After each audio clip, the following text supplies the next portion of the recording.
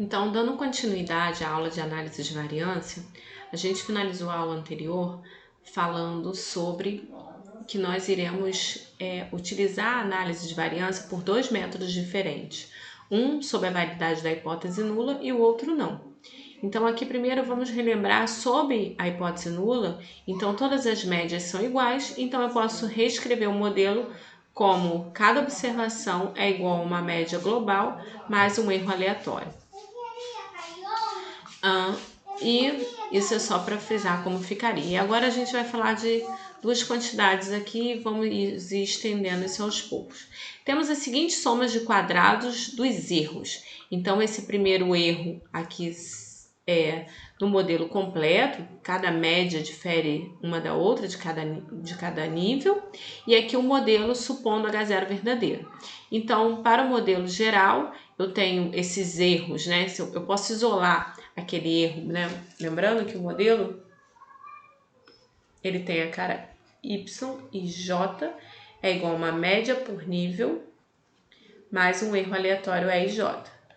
Então, se eu isolar esse EJ, fica Y e J menos μi, que é isso que está escrito aqui. Então, as somas desses erros quadráticos são as somas dessas diferenças. Da mesma forma, no modelo sobre H0, fica com essa expressão.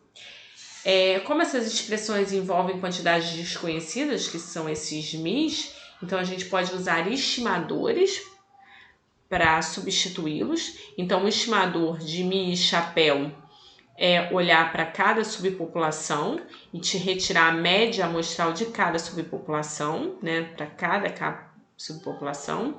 E o mi global, né, se a gente for olhar a média global, então a gente pode usar a média amostral global, olhando para todas as observações coletadas de cada amostra, né, de cada fator, e somar todo mundo, dividir pela quantidade de todo mundo, que é m vezes k, e vai dar um estimador global para a média. Então, a gente pode substituir ali na expressão do mi, o mi chapéu, e do mi, o mi chapéu. Então, substituindo essas estimativas nas suas expressões correspondentes, a gente vai chamar, então, depois que a gente substitui da soma dos quadrados dos resíduos, a gente vai chamar aquela primeira expressão, onde a gente substitui as médias por fatores, e soma dos quadrados totais, quando a gente supõe H0 verdadeiro e que a gente substitui o mi pelo seu estimador, mi chapéu, que é o y barra, tá? E a gente pode simplificar essas quantidades. Note que aqui essa soma dos quadrados dos resíduos, ela está somando os quadrados, né, as diferenças quadráticas dentro de cada nível, para cada nível. A gente está pegando cada valor amostrado e olhando a sua diferença, né, quadrática em relação à sua média de cada fator. E a soma dos quadrados total, eu estou olhando cada observação em relação à média global.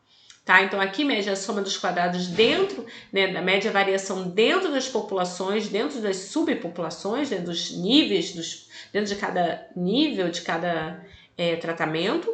E a soma dos quadrados total, mede a variação total mesmo dos dados em relação à média global, né? Então, eu também posso olhar a diferença entre a soma dos quadrados total com a soma dos quadrados dos resíduos, e isso tem um nome que é a soma dos quadrados do tratamento, tá? E a gente pode ver que essa expressão toma a seguinte forma, ela vai dar a diferença, né? A gente vai estar olhando a diferença entre cada média de cada fator em relação à média global. Então, ela aqui está medindo, né, a variabilidade entre os grupos, tá? A variabilidade entre cada grupo em relação ao global. E é possível mostrar, e é que foge ao nosso curso, mas é possível mostrar que sobre H0 a gente tem esse resultado, que essa expressão aqui, que é a soma dos quadrados total, ela dividido pela sigma 2, que é a variância, né? Quem é esse sigma 2? É a variância lá daqueles erros, né? A variância que a gente tem suposto. Lembra que a gente tem a homocidasticidade, então, e a normalidade também. Quando a gente diz aqueles E e J, eles são supostos normais. Lembra que a gente falou da normalidade e homocidasticidade? Isso aqui é supor que cada EJ vem de uma distribuição normal com média zero e variância sigma 2, tá? Essa é a variância de cada erro. Então, se eu pegar a soma dos quadrados dos tratamentos e dividir, que é essa expressão, e dividir por sigma 2, isso tem uma distribuição, que é a distribuição Q quadrado com K menos 1 grau de liberdade. E também a gente pode ver que a estimativa da variância também é dada pelo quadrado médio do tratamento. Quem que é esse quadrado médio do tratamento? Ele é simplesmente pegando essa expressão da soma dos quadrados do tratamento e dividido pelo número de graus de liberdade da Q quadrado, né? Olha aqui, que é o K menos 1, tá? Essa daqui é uma estimativa da variância, tá? Também sabemos, aí a gente guarda esse resultado, a gente também sabe que é possível mostrar que a soma dos quadrados dos resíduos sobre sigma 2, quem é a soma dos quadrados dos resíduos, né? É aquelas diferenças que a gente olha para cada grupo, de cada observação em relação à sua média global. Então, a soma dos quadrados dos resíduos dividido por sigma 2 é também uma Q quadrado com K vezes M menos 1 graus de liberdade. E se eu pegar essa soma dos quadrados de resíduos e dividir pelo número de graus de liberdade dessa aqui quadrado, que é Km menos K, ou K vezes M menos 1, isso é o quadrado médio dos resíduos, tá? E o quadrado médio total a gente também define como a soma dos quadrados total dividido por K vezes M menos 1.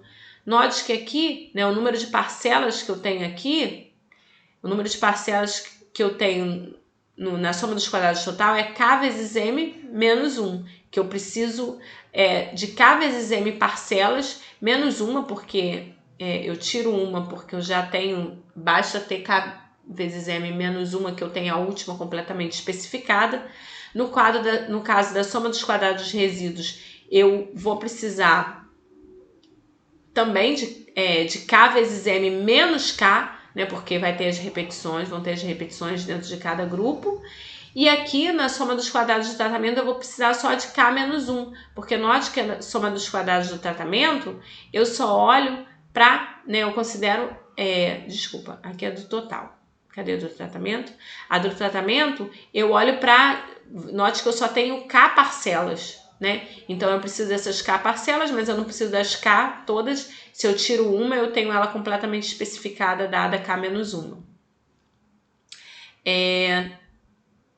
E aí, a gente tinha parado aqui, então a gente tem esses resultados, né? A gente define o quadrado médio do tratamento como essa expressão.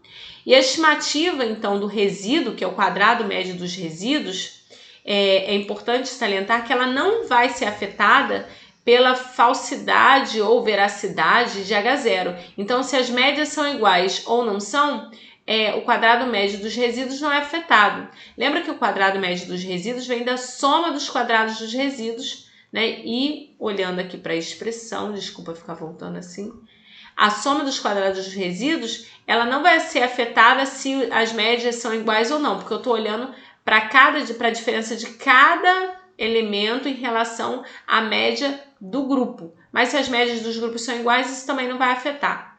Então, o quadrado médio dos resíduos não é afetado pela igualdade entre as médias ou não.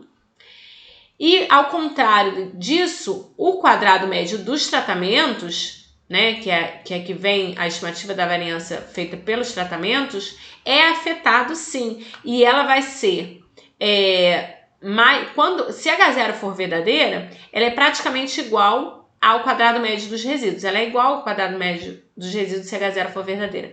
Se H0 for falsa, que é as médias serem diferentes, o quadrado médio do tratamento vai superestimar a variância. Então, vai ser maior do que o quadrado médio dos resíduos. Então, a gente vai olhar esse quociente pensando o seguinte: se H0 for verdadeira, tanto o quadrado médio do tratamento quanto dos resíduos coincidem. Então, essa expressão aqui, esse quociente, vai ser aproximadamente 1. Né? Eles quase coincidem, né? A menos de alguma coisa, mas eles vai ser aproximadamente 1 se H0 verdadeiro. Mas, ou se eu posso considerar H0 verdadeiro, né? Mas, porque a gente está falando de amostras, gente. A gente não tem a população toda, por isso que não coincide exatamente. São estimativas. Mas, se H0 é falsa, quanto mais, digamos assim, quanto mais falsa H0, quanto mais longe da veracidade de H0, esse QM-RES é maior do que o M do tratamento. Então, peraí, desculpa. O QM-RES está parado, tá? Desculpa. O QM-RES está parado. Ele não é afetado pela igualdade ou não. Então, o QM do tratamento, que é o numerador, se H0 for falsa, ele é maior do que o QM-RES. E sendo maior, né, quanto mais longe da igualdade entre as médias, ele é maior, e aí esse quociente vai ser maior. Então, a gente aqui vai olhar para esse quociente. E a gente já está vendo aqui que esse quociente tem uma distribuição F, com K menos 1 grau de liberdade do numerador, que vem do numerador, e K vezes M menos 1 grau de liberdade, que vem do denominador, né? Lembrando que isso aqui é uma Q quadrado, com K menos 1 grau de liberdade, isso aqui é uma outra Q quadrado, com K vezes M menos 1 grau de liberdade. Quando eu faço esse quociente, uma Q quadrado sobre seus graus de liberdade e outra Q quadrado sobre seus graus de liberdade é uma F. É possível mostrar esse resultado, é uma F, com esses graus de liberdade do numerador e denominador. E a F, ela tá toda lá nos positivos, então a gente vai tender a rejeitar a partir de um limiar, a partir de um momento. Então, quanto menor ali, quanto mais perto de 1, eu tô para aceitar. Né? Aqui vai ser minha região de aceitação. Né? Relembrando que essa quantidade vai ser maior do que o QM-RES quando H0 for falsa. Então, por isso que a região crítica vai estar a partir de um limiar aqui de grandeza. Então, para cá eu vou ter a região crítica, para cá eu vou ter a região de aceitação. Tá?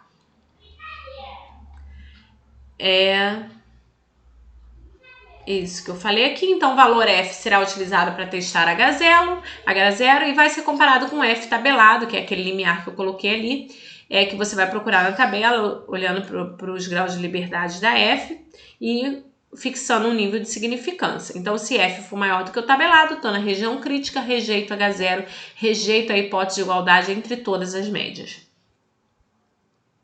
E aí, algo também que é muito conhecido, muito utilizado, porque você vê que são vários resultados, várias quantidades. Então, para facilitar a construção, o entendimento do problema, é montado o que a gente chama da tabela de análise de variância, a ANOVA, né? A tabela da ANOVA, né? Analysis of Variance, né? O ANA aqui de Analysis of Variance. Então, aqui eu tenho as fontes de variação, que a gente chama na tabela, que é o tratamento, resíduo total. Aqui eu tenho os graus de liberdade relacionados a cada um. Aqui eu tenho a soma dos quadrados. Aqui eu tenho os quadrados médios de cada uma. E aqui eu tenho a estatística F, né, que é o F que eu vou calcular para comparar com o F tabelado. Tá?